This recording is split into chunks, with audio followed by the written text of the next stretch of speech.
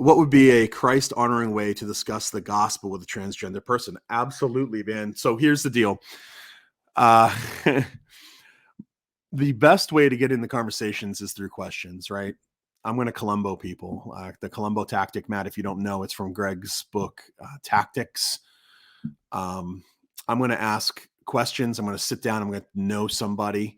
I'm going to talk to them. I'm going to ask them about what they believe and why they believe it. And when there's inconsistencies over the course of time, I'm going to point those things out. Now, if I'm strictly trying to get into a gospel presentation, I would usually start. I usually start with this is going to be. I don't want my words to be twisted here. Acceptance of the person is where I start. That I want the person that I'm talking to understand that I recognize them according to who they really are. Now, I recognize them according to the way that God recognizes them. Bearers of his image, created special and unique, worthy of my love.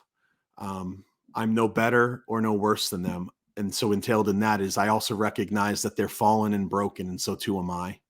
And that's where I think the discussion starts. So I recognize that we come on equal footing in the lofty ideals that we're made in the image of God, but we also come together on the lowest of the lows. We are both sinners, and I want to be clear with somebody up front, and I should be clear here. LGBTQ issues are not the most repulsive sin out there. My sin is ugly. My lust is ugly. My lying and coveting is ugly. All of our sin is ugly. And just because somebody's wrestling with this doesn't make them any more ugly than me. So I start with on equal footing. And then as I relate to them in those two ways, that yes, I'm a sinner, I'm fallen and broken, desperate need of rescue, or I need to be rescued. Well, God has offered that rescue, and it's not, and God has offered us a new identity. We don't have to run to things that are waxing and waning up and down like gender ideologies to find our ultimate identity. But I'm a child of God, and when I talk like this to people, I usually have a decent. I mean, people obviously don't repent on the spot and say, "Oh," but it number one, I sound different than what they're used to hearing because they're on their Facebook or Twitter or Instagram feeds, and they're seeing sound bites of Christians, and because of the algorithms, if they're following a lot of LGBTQ stuff, they might see a lot of gnarly Christian people saying some gnarly stuff. So their image of what they have about us is misconstrued. So I want to come at them, meet them where they're at, and then I want to let them know the good news of Christ. But I'm going to say it in a way that they understand, that they can grasp. I'm not going to use a bunch of theological terms. I might not even say sin. I might just say, hey, the world is not as it ought to be. It wasn't meant to be this way. We all know that inherently. We all know that.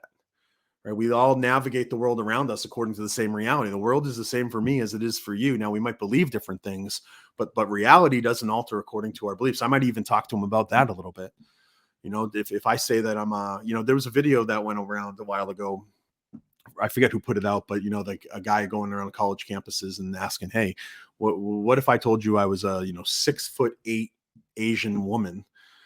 Well, some people would be like, oh yeah, whatever. Hey, believe whatever you want. But then he hit a point where he was like, well, what if I told you that I'm an 8-year-old kindergarten girl and I want to go back to kindergarten? No.